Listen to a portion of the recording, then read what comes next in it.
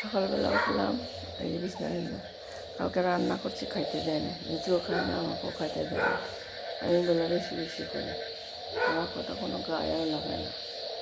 আর ছেলেও চলে গেছে, ও চলে গেল, যাক আমার কেউ নাই, আমি বলি কেউ সাথে খাইতে পারে না, আমাকে কাছে চলে যাক না, ওরা সুখে থাকুক। দেখি দেখবেন এই খবরটা আমার না, কেউ নেই আমার, থাকতে গেলে আমাদের করতো স্বার্থপর সবাই। আমি একটু জোরে কথা বলি, তাহলে আমাকে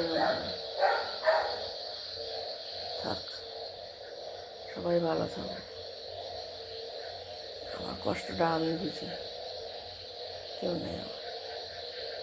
তোমরা আমার একটু দেখো, হেল্প করো।